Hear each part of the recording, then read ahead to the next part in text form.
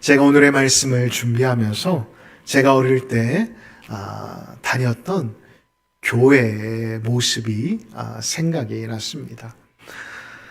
제가 어릴 때 다녔던 교회는 건축을 하기 전에는 가건물로 지어진 건물이었고, 앞에 우리 교회처럼 앞마당, 잔디마당이 있는 곳이었습니다. 저는 교회에 가는 게 참 즐거워했던 아이 중에 한 사람이었던 것 같습니다. 일주일에 하루도 빠짐없이 교회를 갔지만 항상 교회 가는 게 즐거웠습니다. 그래서 그 기쁨을 제가 친했던 친구들과 함께 나누고 싶어서 저는 제가 전도할 친구들, 그리고 전도했던 친구들을 이렇게 데리러 가기 위해서, 그 당시 아동부 예배가 11시였는데 1시간 반 전부터 저보다 이렇게 큰 아버지의 자전거를 몰래 타고 나가 친구들을 데리러 다녔습니다. 그 당시만 해도 초인종을 누르고 크게 누구누구야 교회 가자 라고 외쳐도 동네 사람들이 이렇게 뭐라고 하거나 시끄럽다라고 한 적이 한 번도 없었던 것 같습니다. 그리고 혹 제가 이렇게 초인종을 누르고 또 큰 소리로 외쳐도 아직 잠을 자고 있던 친구들이나 또 제 때만 해도 그 시간이 재미있는 만화 영화를 할 때였습니다. 여자아이들은 캔디 만화 영화를 했고 아이들은 건담이나 머털도사를 하고 있었던 때였습니다. 그렇기 때문에 엉덩이를 또 시선을 이렇게 텔레비에서 떼지 못하는 친구들이 참 많았습니다. 근데 하나같이 부모님들의 반응이 동일했습니다. 저를 향해서 오늘은 친구가 늦게까지 잠을 자니까, 또 오늘은 교회 가기 싫은 것 같다라고 하시며 저를 돌려보내시는 게 아니라 제가 집 안으로 들어올 수 있도록 문을 열어주신 다음 오히려 친구들을, 자기 자녀를 꾸짖으며 빨리 교회에 가라고 재촉하셨습니다. 그리고 항상 덧붙이는 말씀이 이것이었습니다. 야, 교회 가면 먹을 것도 주고 교회 가면 좋은 말씀도 듣는데 왜 교회 가지 않니? 라는 말씀들이었습니다. 그만큼 그 당시 제가 어릴 때만 해도 교회 다니는 아이들, 또한 교회라는 곳은 참 좋은 사람들이 다니는 곳이었고, 또한 따뜻한 곳이었다라는 것이었습니다. 또한 제가 어릴 때, 초등학교 때 이렇게 부모님이 좀 독특하셔서 이렇게 노방전도를 가족끼리 토요일마다 나갔습니다. 왜 토요일 날 나갔냐면 이제 토요일에 사람들이 많이 이제 유동인구가 있다 보니까 제가 살던 곳에서 가장 유동인구가 많았던 곳이 역전 앞이었습니다. 역전 앞에 은행들이 많이 있었을 뿐만 아니라 또 재래시장이 있었기 때문에 횡동보도에서 이렇게 전도지를 나눠주면 많은 사람들이 그 전도지를 유심히 복원하였습니다. 제가 기억나기로는 그 당시 전도지가 이렇게 포도나 이렇게 칼라로 된 인쇄물이 별로 없었을 때였기 때문에 이쁜 엽서로 된 그 전도지에 뒤에는 간단한 메시지와 교회 이렇게 이름하고 연락처가 적혀 있었습니다. 그것을 나눠주면서 예수 믿으세요라고 이렇게 이야기를 했습니다. 지금 만약에 제 아들을 데리고 나가서 그렇게 전도를 한다면 어떤 분은 아동학대죄로 신고할지도 모릅니다. 그런데 그 당시만 해도 이렇게 전도지를 나누어주면 물론 버리는 사람들도 있으셨지만 그 전도지를 품속에 거의 다 넣고 본인의 일들을 보러 시장으로, 은행으로 가시는 모습들이 아직도 생생합니다. 그리고 이렇게 전도하는 제가 이뻤는지 나중에는 제가 집에 돌아갈 때 되면 전도지를 들고 있었던 가방에 항상 과자와 음료수들이 가득 차 있었던 기억들이 납니다.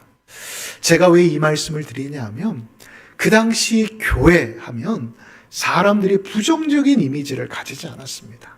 항상 교회하면 쉼이 있고 또한 따스함이 깃든 곳, 그리고 정직하고 깨끗하고 그리고 바르게 살아가려고 하는 사람들이 모여있는 곳이다라는 이미지가 강했습니다.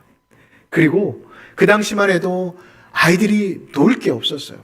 제가 그 당시에 설교를 준비하면서 제 모습을 기억해 보니까 정말 꾀죄죄했었던 것 같습니다.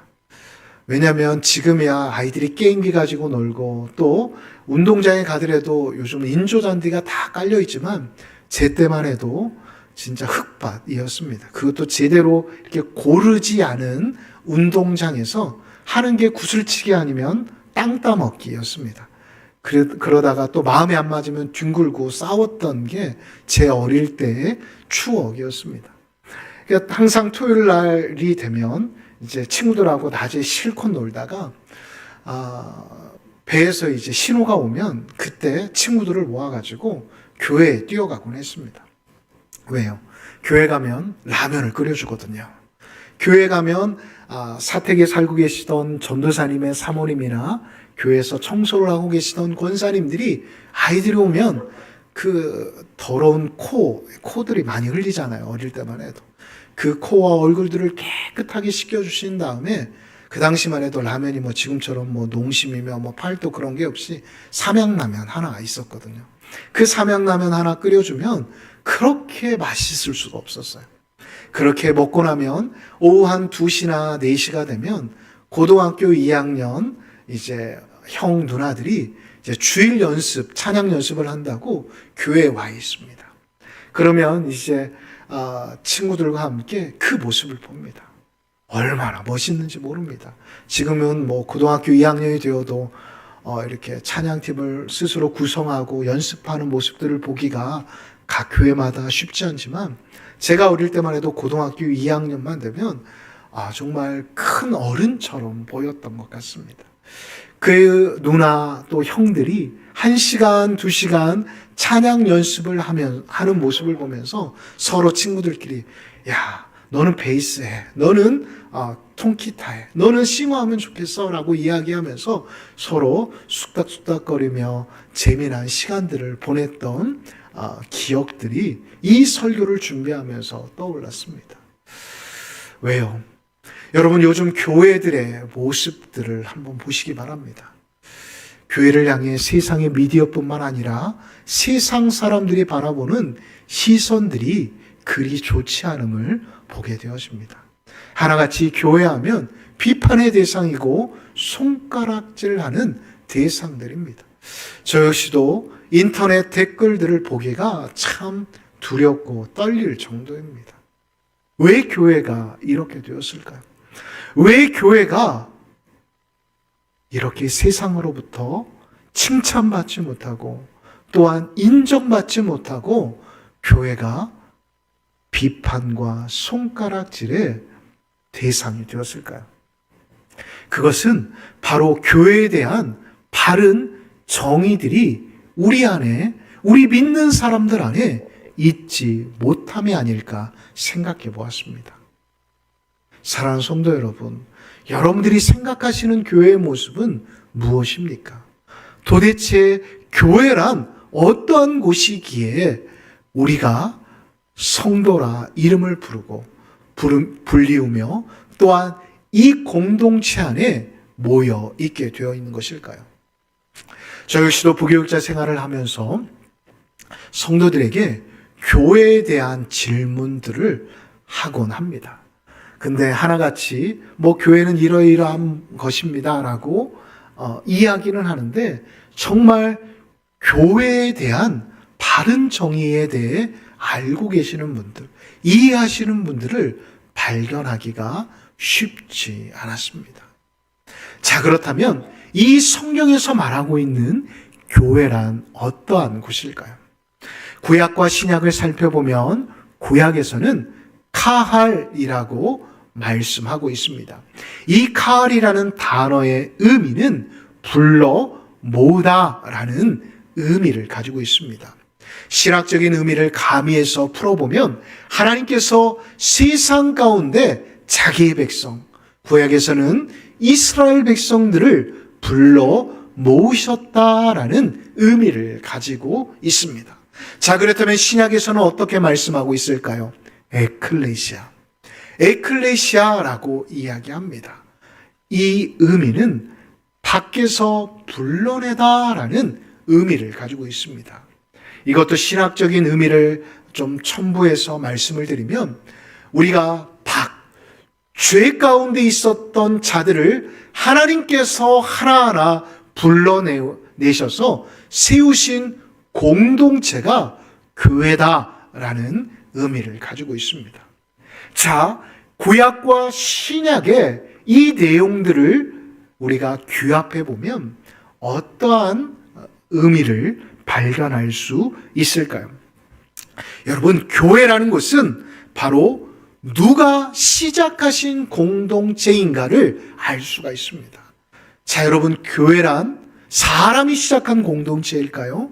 아니면 어떠한 동기가 작동이 되어서 사람들이 규합해서 모이게 된 공동체일까요? 아닙니다.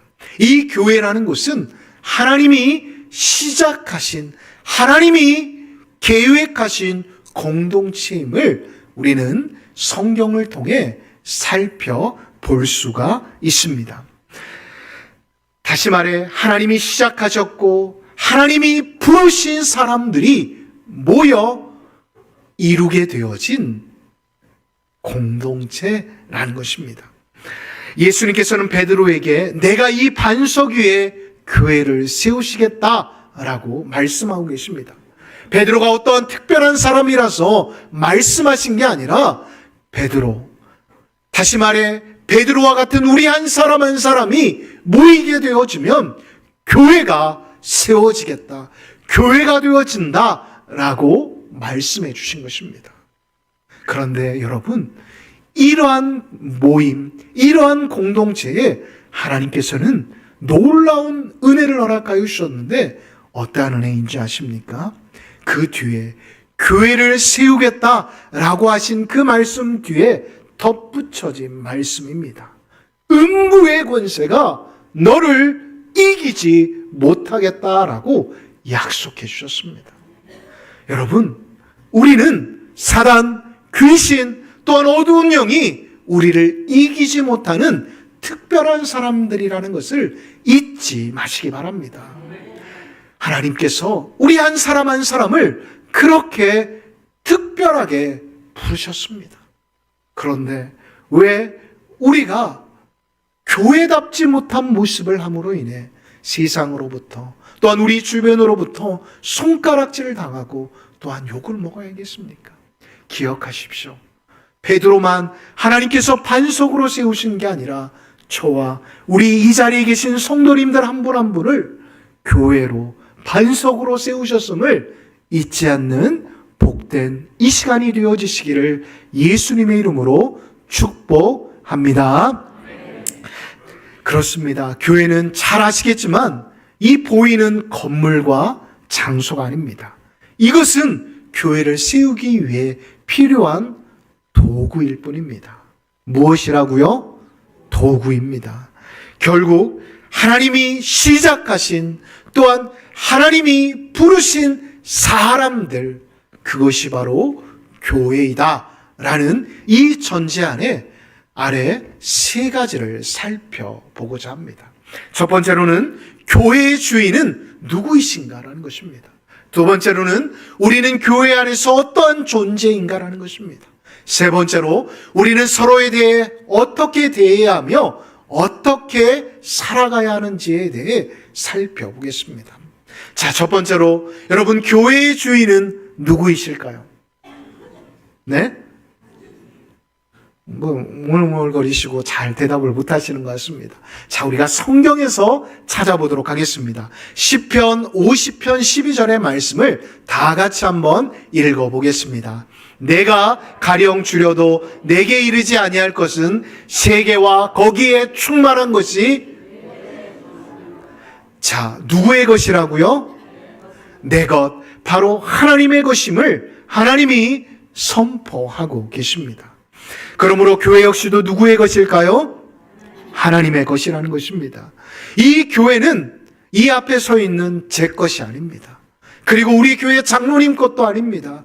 또한 우리 교회에 헌금을 많이 하시고 오래 다니신 창립 기념 멤버의 것이 아님을 성경은 분명히 말씀하고 계신다는 것입니다. 어느 교회에 큰 갈등이 있었다고 합니다. 그 갈등이 한 주를 지나도 또 한 달이 지나도 몇 달이 지나도 봉합이 되지 않고 예배 시작이 전에 예배당 안에서도 서로를 향해서 삿대질하고 험한 말을 쏟아내기 시작하였다고 합니다. 그 주일도 여느 때와 다르게 예배가 시작하기 전 모이게 되어지자 서로 편이 갈라져 자석 자체도 갈라져 서로를 향해 핏대를 높여 싸우기 시작하였습니다. 그러자 한 노 권사님께서 일어나셔서 울먹이며 이렇게 말씀하셨습니다. 여러분, 왜 이렇게 싸우십니까? 여러분, 이 교회가 여러분의 것입니까? 여러분, 교회란 무엇입니까? 우리가 목사님을 통해서 또한 성경 공부를 통해서 교회란 어떠한 곳인지, 교회는 누구의 것인지에 대해 들었음에도 불구하고 왜 우리가 이렇게 싸워야 할까요? 여러분, 교회란 예수님의 핏값으로 사신 곳, 바로 하나님의 것인 걸 우리가 알고 있지 않습니까? 라는 말씀을 하셨다고 합니다.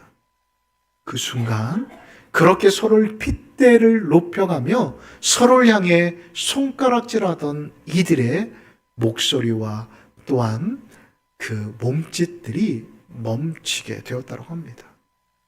그리고 그 뒤로부터 교회가 더 이상 서로 편을 갈라 싸우지 않게 되었다는 것입니다. 우리가 내 교회, 그리고 내가 이만큼 헌금하고 내가 이만큼 봉사하고 내가 이만큼 교회에 오래 다녔어 하는 순간 교회는 그 본질을 잃어버립니다. 그리고 교회의 주인이 우리가 되기 시작하면 교회 안에서 역사하시던 하나님의 역사가 사라지기 시작합니다. 사랑하는 성도 여러분, 교회의 주인은 누구이십니까? 하나님이심을 우리는 잊지 않았으면 좋겠습니다.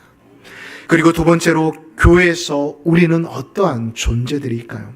이사야 43장 1절의 말씀, 우리가 잘 알고 있는 말씀인데 다 같이 읽도록 하겠습니다.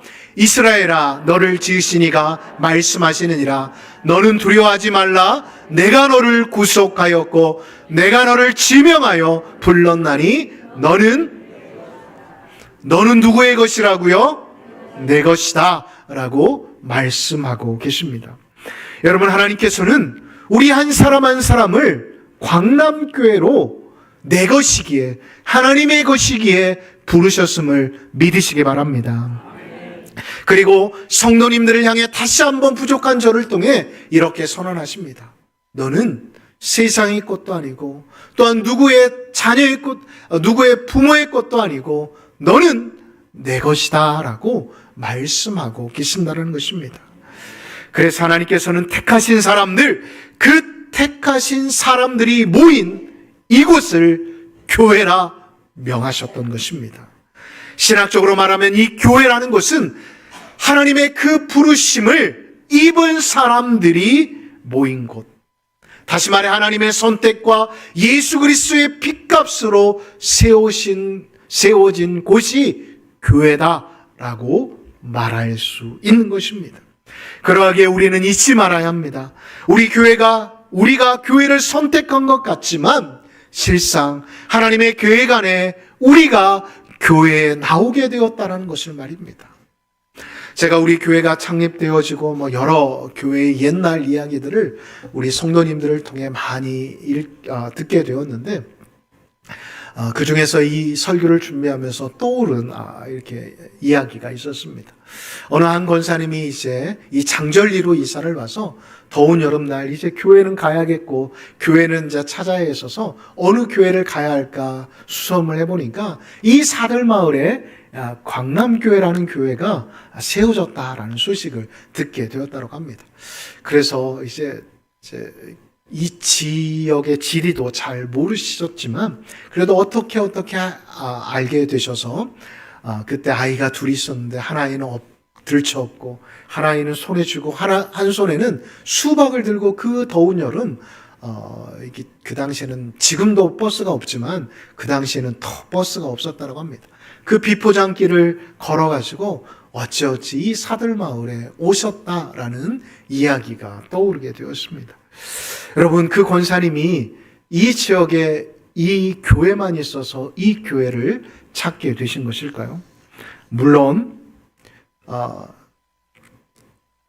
계기는 될 수 있었겠죠. 그러나 그 모든 과정, 하나님께서 그분을 장절리로 이사오게 하시고 또한 그분이 장절리에 이사오게 되었을 때 이 사들마을에 마침 우리 신태희 원로 목사님을 통해서 교회를 세우게 되어진 것 역시도 하나님의 계획 안에, 하나님의 섭리 안에 그분이 우리 광남교회로 인도되어질 수 있었다는 사실을 우리는 기억해야 한다는 것입니다. 사랑하는 성도 여러분, 지금의 교회의 모습은 또한 이 자리에 계신 성도님들의 헌신과 기도가 있었기에 가능합니다. 그러나 그 밑에는 더 깊은 곳에는 예수님의 피 흘리신 그 보혈의 능력이 있었기에 지금까지 교회가 와해되지 않고 하나님 안에서 41년을 지속되었다는 것을 우리는 잊지 말아야 합니다. 이 사실에 대해 사도행전 20장 28절은 분명히 이렇게 말씀합니다. 하나님이 자기 피로 사신 교회가 바로 우리 교회다라고 말씀하고 계십니다. 여러분, 예수님이 피 흘리시지 않으셨다라고 한다면 교회는 존재할 수 없습니다. 교회는 누가 헌금을 많이 하고 누가 열심히 이 건물을 짓기 위해 누구에게 빌려오고 또한 벽돌을 얼마만큼 날렸느냐, 그게 중요한 게 아니라는 것입니다. 우선 예수님의 보혈 위에 우리의 헌신과 우리의 기도가 하나가 되어서 이 교회가 지금의 모습을 보여줄 수 있다는 것을 잊지 마시기 바랍니다. 그러므로 우리 교회가 이렇다라고 저렇다라고 교회에 대해 가볍게 말하는 것 조심해야 합니다. 왜요? 교회는 하나님의 것일 뿐만 아니라 그 예수님의 보혈로 구속함을 받은 이들이 함께 모여 한 몸을 이룬 곳이기 때문입니다. 자, 그렇다면 성도는 누구일까요? 성도는 오늘 본문을 보면 또한 고린도전서 12장 20절을 보면 한 지체이다 라고 말씀하고 있습니다. 너희는 그리스도의 몸이요 지체의 각 부분이다 라고 말입니다. 교회를 이 육체로 비유해서 예수님을 몸의 머리로 또한 우리를 팔과 다리와 이 몸통으로 보고 계신다는 것입니다. 유명한 신학자 칼빈은 그리스도의 연합을 구원의 핵심으로 보고 있습니다. 우리는 단지 죄사함의 존재를 넘어 그리스도의 몸에 접붙임 바 된 자들임을 잊지 마시기 바랍니다. 그런데 코로나 이후 많은 성도님들이 온라인의 예배에 익숙하다 보니 모든 공예배를 온라인으로 드리는 분들을 적지 않게 보게 됩니다. 물론 그게 신학적으로 잘못되었다라고 제가 말씀드리고 싶지는 않습니다. 그러나 정말 예배 드릴 때의 모습이 집에서 드리는 것과 이 예배당에서 드리는 그 모습이 정말 우리가 동일하게 하나님 보시기에 아름다운 모습으로 드릴 수 있는지에 대해서는 스스로에게 질문해 보셨으면 좋겠습니다. 여러분, 그런 분들이 집에서 숨은 쉴 수 있을지 모르지만 이 육체가 살아가기 위해 살기 위해 숨은 쉴 줄은 모르지만 우리의 영혼의 숨은 쉬지 못할 거라고 저는 장담할 수 있습니다. 왜요? 우리는 오늘 본문과 고린도전서에서 말하는 것처럼 한 지체이기에 공동체와 머리 대신 예수님과 분리가 되어지면, 단절이 되어지면 우리의 영혼의 숨은 쉬어질 수 없기 때문입니다. 마지막으로 교회 공동체가 교회다워질 수 있는 비결은 거치는 자가 되어서는 안 됩니다. 고린도전서 10장 32절은 이렇게 말씀하고 있습니다. 유대인에게나 헬라인에게나 하나님의 교회에나 거치는 자가 되지 말고라고 말입니다. 여기서 거치는 자란 어떠한 자들을 의미하는 것일까요? 다른 사람을 시험에 올무에 빠져 넘어뜨리는 사람을 의미합니다. 교회에서 시험 들었다라고 말하는 사람들과 상담을 하다 보면 하나같이 이야기하는 게 다른 게 아니었습니다. 이 세치의 혀로, 이 말로 인해서 시험에 들게 하는 이들이 대부분이었습니다. 다른 사람과 비교하고 또한 정확하지도 않은 뒷말을 통해 서로에게 상처를 주었던 것입니다. 여러분, 이러한 모습은 왜 나타나는 것일까요? 바로 그리스도의 십자가의 사랑을 잃어버렸기 때문입니다. 바로 십자가의 사랑의 부재로 나타나는 현상들이라는 것입니다. 여러분, 교회의 본질은 무엇일까요? 교회는 그리스도의 사랑 그 자체입니다. 그래서 고린도전서에서도 믿음, 소망, 사랑, 그 중에 제일은 무엇이라고요? 사랑이다라고 말씀하시는 것입니다. 어느 교회에 한 세 가족이 오셨다고 합니다. 물론 요즘은 적극적으로 세 가족을 이렇게 환영하거나 또 이렇게 적극적으로 이렇게 세 가족 부에서도 이렇게 접근을 하지를 않는데, 그 이유가 이제 새로 오신 분들이 부담을 가질까봐라는 생각에 그렇게 하지 못합니다. 그런데 그분이 예배를 마치고 이제 집에 돌아가 이제 다른 분들에게 이렇게 이야기했다라고 합니다. 그 교회에 들어가 보니까 예배는 참 은혜롭고 말씀도 참 좋았는데 안타까운 건 그 교회의 성도들은 너무나도 차가웠다라는 이야기를 하셨다고 합니다. 또 어느 교회에서는 어느 청년이 예배 방송실을 담당하는 청년이 예배 도중에 그만 실수를 하게 되었다고 합니다. 실수를 하다 보니 예배 도중 내내 긴장하고 또한 초조한 채로 예배를 마치게 되었다고 합니다. 그런데 그 교회 담임 목사님뿐만 아니라 많은 성도님들이 웃으면서 그 형제를 토닥토닥거려주고, 또 어떤 분들은 커피를 사다가 주면서 괜찮다고, 오늘 너의 실수가 전혀 보이지 않았다라고 격려해 주었다고 합니다.